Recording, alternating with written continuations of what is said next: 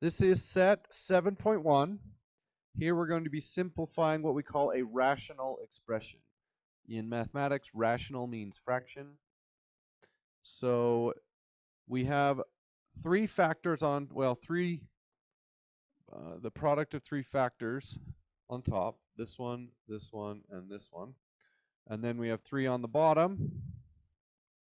And in order for something inside a parentheses to cancel, it all has to cancel. So I can't say this b cancels that b. It's all or nothing. It's either the entire parentheses or nothing. So this one cancels and this one cancels. And you might say, well, 8 goes into 4, or 4 goes into 8 2 times, but we cannot cancel that way. The only exception to that rule is inside here. Do 30 and 6 have any common factors? 6. So we're going to pull out a 6, and I get a 5 there, v minus 8, and everything there comes out, and I have a v plus 4 on the bottom. And it says you may leave the numerator and denominator in factored form. You don't have to multiply that 5 in. Right?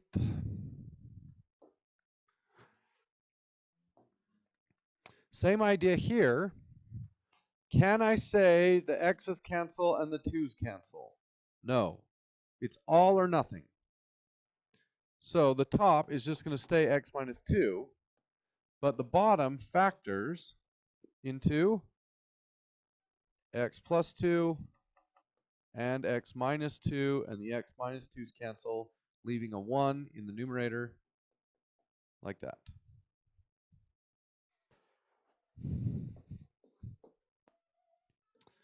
Okay.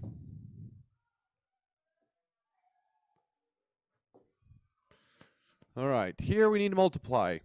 So if I multiplied this and got 15x squared, and then I multiplied that and got negative 120x, 27 times 5, so that would be 135. So plus 135x minus, that one I don't know, 40 times 27 is negative 1. So if I did that, then in order to simplify, I would have to pull it back apart. So it's kind of like saying if I had 6 over 21 times 15 over 10, I could multiply these together and get 90 over 210. But then in order to simplify it, I'm just going to factor it. So this is 9 times 10. So 2 times 3 times 3 times 5. And 210 is 2. What else would be in there? Times 3 times 5 times 7.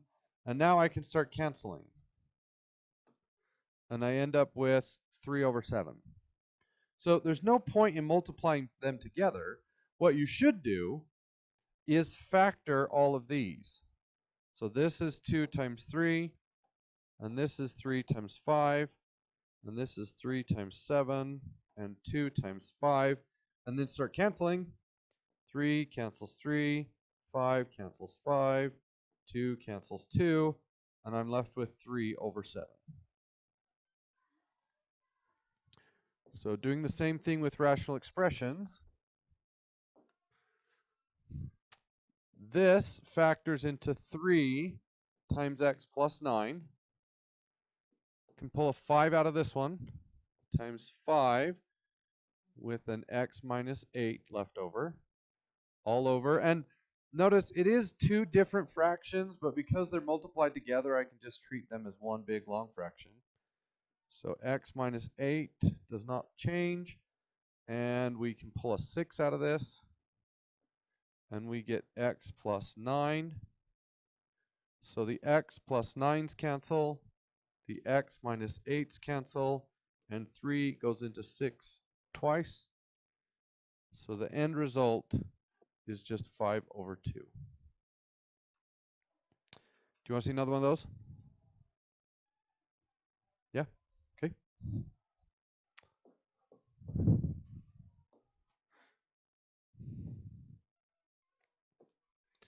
All right. Here we'll pull out a 2. We get x minus 2 over 9 times 7 over, pull out a 6. 6 times x minus 2. X minus 2's cancel. 2 goes into 6 3 times. So the numerator is a 7, and the denominator is 27. I'm making up new words.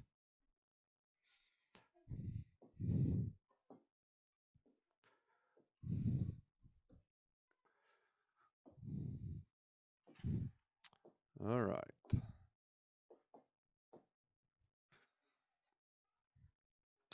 So here on top, I'm going to pull out a 3v, which leaves me with 3v minus 4. And on the bottom, I will also pull out a 3v, and I'm left with v minus 7. The v's and the 3's cancel, and 3v minus 4 over v minus 7 is the answer.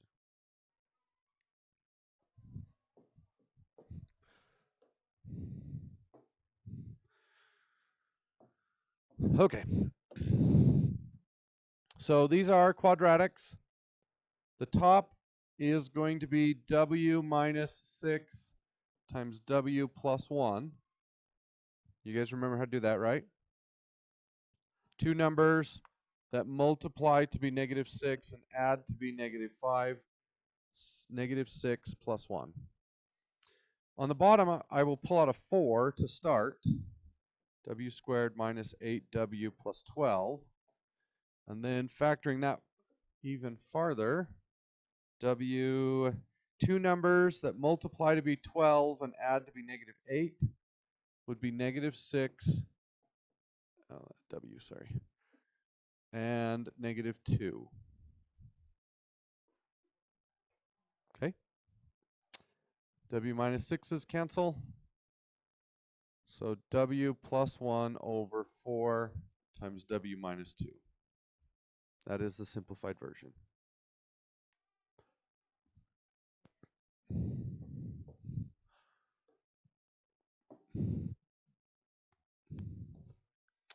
All right, anything in the numerator can cancel anything in the denominator.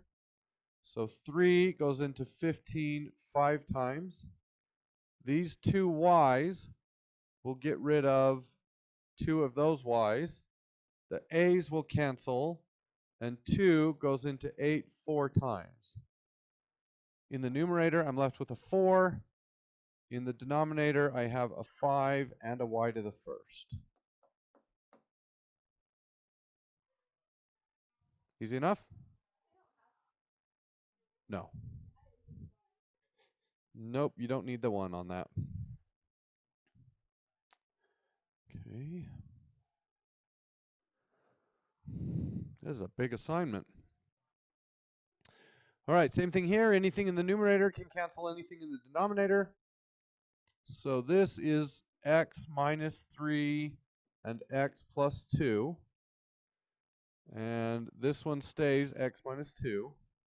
In the denominator, pull out a 3 in the first one. And then the second one becomes x minus 3 and x minus 1. So the x minus 3's are gone. The x minus 2's are gone. And the numerator ends up being x plus 2. And the denominator is 3 times x minus 1. All right.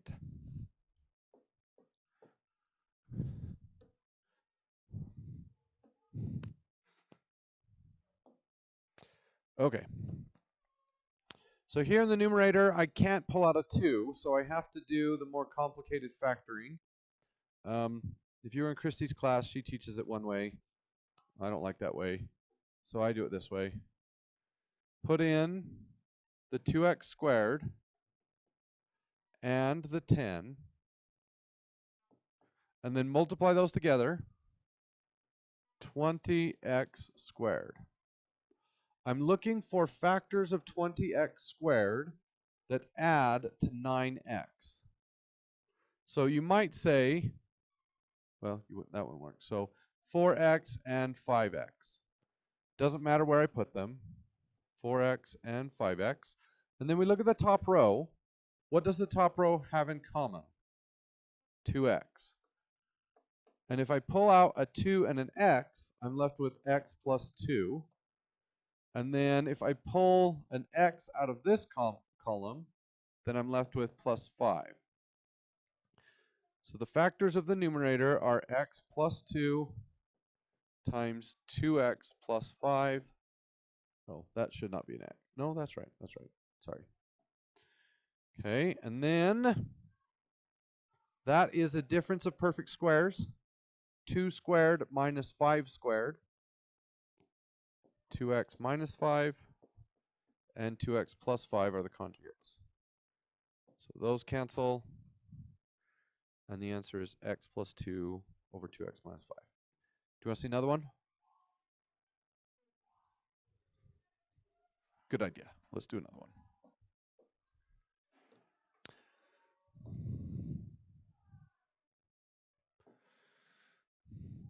Oh, that's not what I wanted to do. I wanted to do this.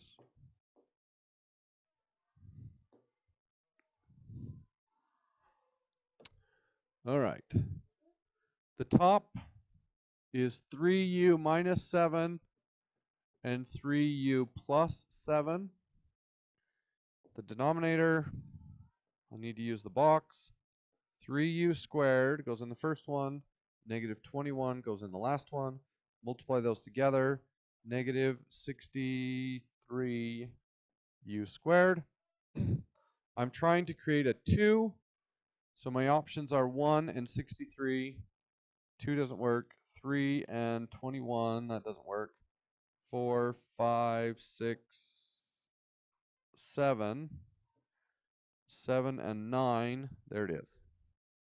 So we need a positive 9u and a negative 7u. So negative 7u and 9u. What does the top row have in common? Just a u. Take that u out, and we're left with 3u minus 7. And then we take the 3u out of this column, and I get plus 3. And it's always a good idea to check, is this times this equal to that? No, because I forgot the negative. So the 7 should be negative. So 3u minus 7 and u plus 3, those cancel. The answer is 3u plus 7 times u plus 3.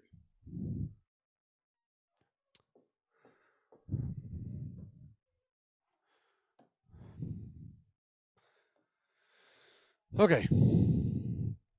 So how do we simplify 2u minus 5 over 5 minus 2u? Those are really, really close to each other, right? But the signs are wrong. So I'm going to yank out a negative 1. So 2u minus 5 over negative 1. If I do that, then I have negative 5 plus 2u. And we could rearrange that to be 2u minus 5. And now this cancels that. And I have a 1 on top and a negative 1 on bottom. So the answer is negative 1. Okay. What about the next one? 2u plus 3 over 3u plus 2. Can I fix that using negatives? No. So that one cannot simplify.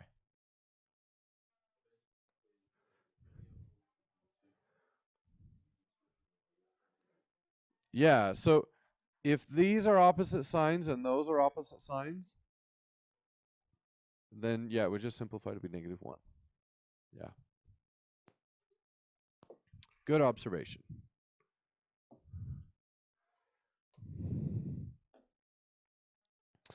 All right. In the numerator, I'm going to pull out a 2y, and I'm left with 2u squared y to the third minus 1 over 4w to the third. So this 2 goes into that 4 twice. This y cancels one of those y's. So the numerator is just 2u squared y to the third minus 1. And the denominator is 2w squared. Can I cancel those 2's? No, because there's no 2 on this side. Can I cancel y squared? No, because there's no y squared on that side. So remember, anything inside here cannot cancel on its own. It's all or nothing. The whole set cancels or nothing cancels.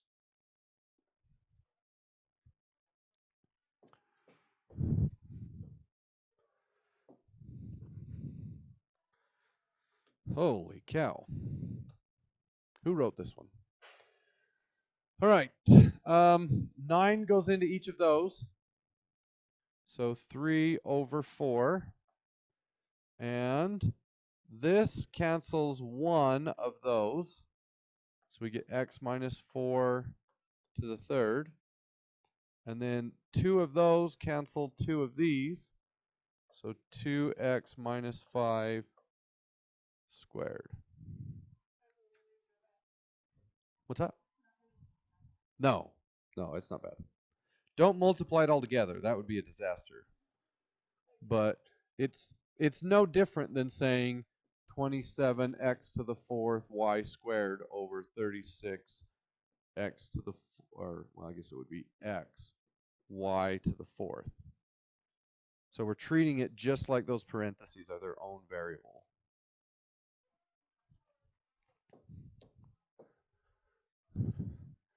Oh, the last one? Maybe.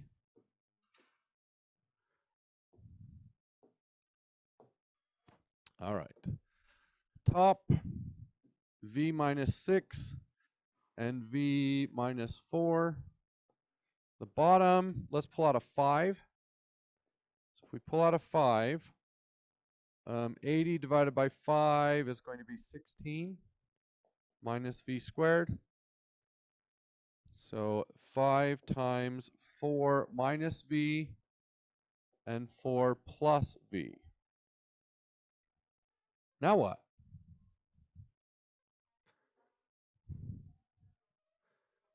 Does anything cancel?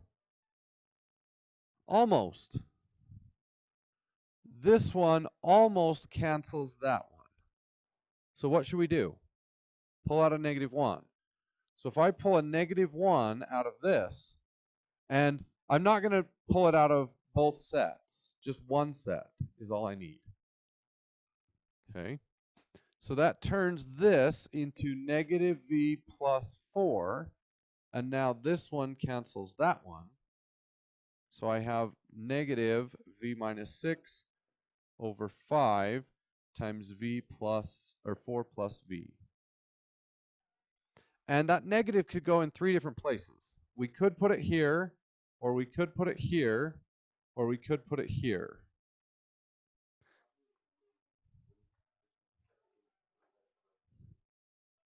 So negative 1 times negative v plus 4 is exactly equivalent to v minus 4.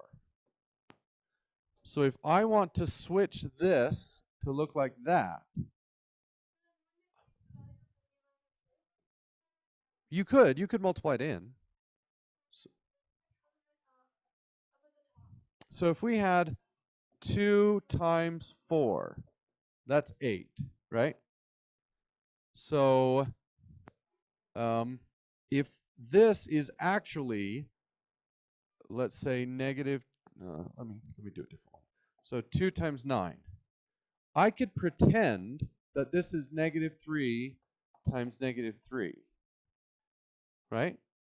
So if I pulled one of those negatives out, I could get the opposite of 2 times 3 times negative 3.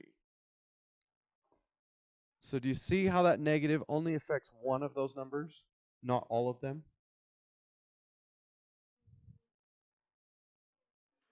So if I had 2 times 3 times 4, and I wanted to pull a negative 1 out of this.